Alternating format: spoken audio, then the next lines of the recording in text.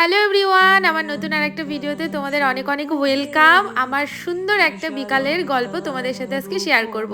কালকে এমনি হঠাৎ মনে হলো একটুখানি বাড়ি থেকে বেরোই। আমি আর আমার একটা বান্ধবী বাড়ি থেকে হঠাৎ প্ল্যান ছাড়াই বেরোয় যাই। আমাদের কথা হয়েছিল বাজারে ঢুকবো, একটু কেনাকাটা করব, কিছু খাওয়া দাওয়া করে আবার রিটার্ন চলে আসব। কিন্তু আমাদের হঠাৎ আবার মনে হলো বিকালটা খুব সুন্দর, চায়ের ডেটে চলে। আমাদের ঘুরতে যাওয়া মানে সুন্দর রাস্তা, চাপাতা বাগান আর প্রকৃতির সৌন্দর্য। এছাড়া ঘুরতে আর কোথায় যাব বলো? কিন্তু কালকে আমাদের সাথে একটা মজার ঘটনা ঘটছে। আমরা না ভুল রাস্তার মধ্যে ঢুকে গেছিলাম, আর একটু হলে তো আমরা শিওর ওই গর্তটার মধ্যে পড়ে যাইতাম। তারপর আমাদের স্কুটিটাও আটকাই গেছিল।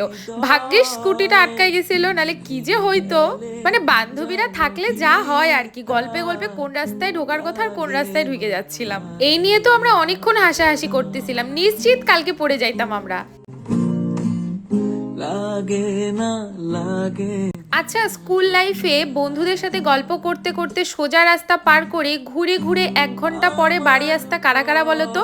কালকে আমরা ঠিক এরকমই করছি। মানে হঠাৎ প্ল্যান হয় আবার যে বান্ধবীর বাড়িতে যাব। আমাদের বান্ধবীর বাড়ির সোজা রাস্তা বাদ দিয়ে আমরা যত ভিতর দিয়ে ঘুরে যাওয়া যায় সেই রাস্তা দিয়েই আমরা যাচ্ছিলাম। আর সেখানে গিয়ে এই সুন্দর জায়গাটাতে আমরা একটু দাঁড়াই আর এত সুন্দর সুন্দর ভিডিও ক্লিপসগুলো নেই। আর এখানের পরিবেশটা না এতটাই মনোরম ছিল যে এখানে দাঁড়ায় আমরা অনেকক্ষণ গল্প করছিলাম। আমরা আগে প্রায়ই বান্ধবীদের সাথে এই রাস্তা দিয়ে ঘুরতে যাইতাম, কিন্তু এখন সব বান্ধবীদের বিয়ে হয়ে যাওয়ার কারণে আর সেইভাবে ঘোরা হয় না। রয়েছো তুমি বহু দূরে। নাও, ঘুরতে ঘুরতে চলে আসলাম এই মহিলার বাড়িতে ওর সাথে একটু দেখা করতে। আমরা আসছি আর ওকে ডিস্টার্ব করবো না, এটা হয়? আদৌ কি কোনো দরকার ছিল মুখের পিম্পলের মধ্যে ব্যথা দেওয়ার? ওইসব বাদ দাও, আমরা এখন সন্ধ্যাবেলা টিফিন করব। আমার বান্ধবীদের বাড়িতে গেছি আর গল্প করব, চা খাবো না, এটা হয়? জানো কি তার লাগে না লাগে।